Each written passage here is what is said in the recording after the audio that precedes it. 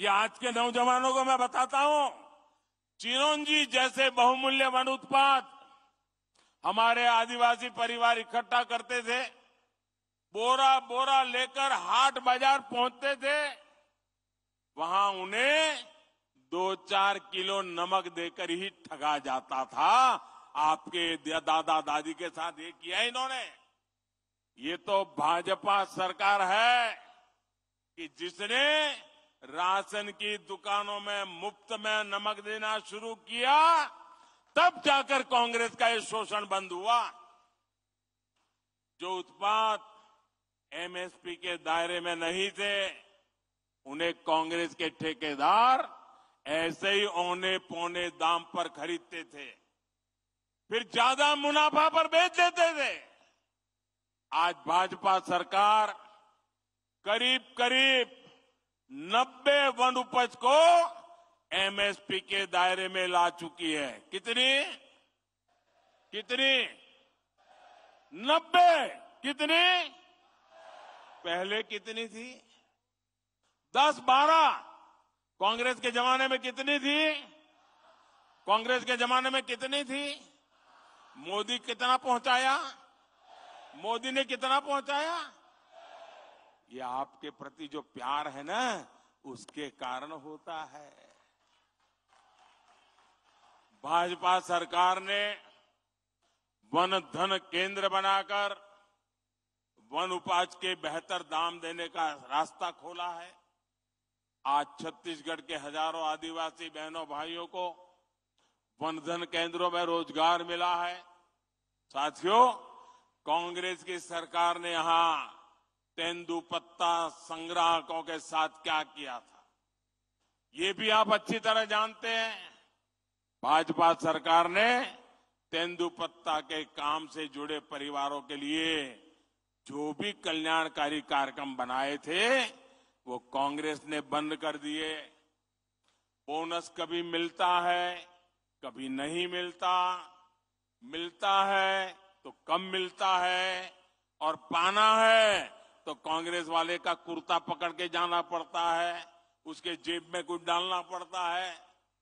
तेंदुपत्ता की खरीदी कभी होती है, कभी नहीं होती है। आदिवासियों का ऐसा शोषण अब छत्तीसगढ़ में नहीं चलेगा।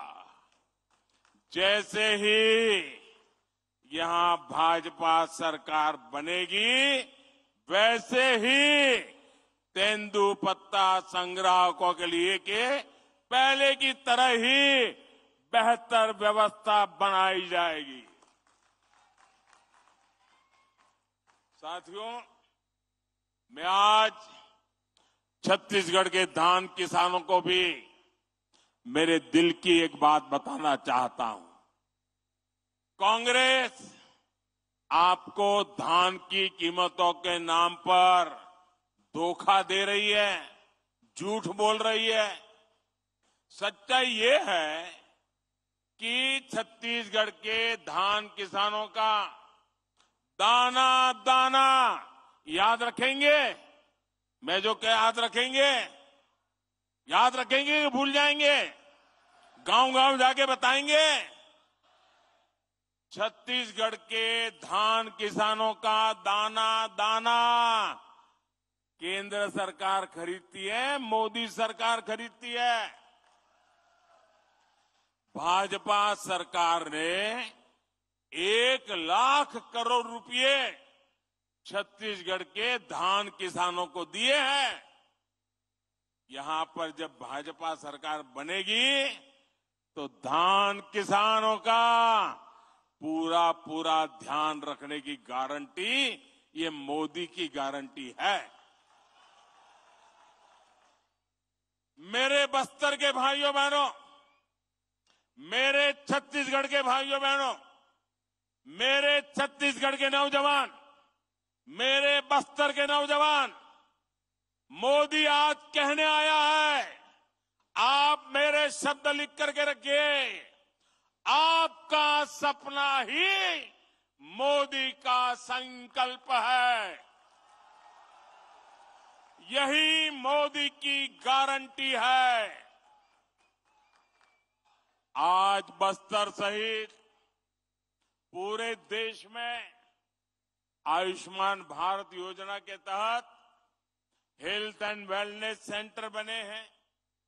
मकसद ये है कि दूर सुदूर की मेरी आदिवासी बहनों को इलाज के लिए नजदीक ही सुविधा मिले। पूरे छत्तीसगढ़ में ऐसे लगभग 6,000 अस्पताल बनाए जा चुके हैं। इनमें से 1,000 से अधिक Ayushman health and wellness centre तो सिर्फ और सिर्फ ये मेरे बस्तर संभाग में है। मोदी ने ही आपके 5 लाख रुपए तक मुफ्त इलाज का प्रबंध किया, गरीब को मुफ्त राशन की व्यवस्था की, पक्के घर का इंतजाम किया, बिजली और पाइप से पानी का प्रबंध किया, आदिवासी परिवारों के बेटे बेटियों के स्वरोजगार के लिए सरकार विशेष स्टैंड अप इंडिया योजना चला रही है। साथियों, आज मैं बस्तर के छत्तीसगढ़ के युवा साथियों को भी एक बात बताना चाहता हूं। जो पहली बार अपना वोट डालने जा रहे हैं, वो नौजवान मेरी बात सुनिए। आपको 2014 से पहले की घटनाओं के बारे में जानना जरूरी है। 2014 से पहले दिल्ली में जो सरकार थी ना, अखबारों में बड़े बड़े घोटाले छाए रहते थे। लाखों करोड़ों के घोटाले, यही खबरें होती थी और पूरी दुनिया में हमारे देश का नाम पूरी तरह बदनाम करके रखा था। 2014 में देश ने कांग्रेस की सरकार को उखाड़ फेंका और पूर्ण बहुमत की भाजपा सरकार दिल्ली में बनाई। आज घोटालों के बजाय दुनिया में भारत के गौरव की चर्चा होती है, भारत के सामर्थ्य की चर्चा होती है।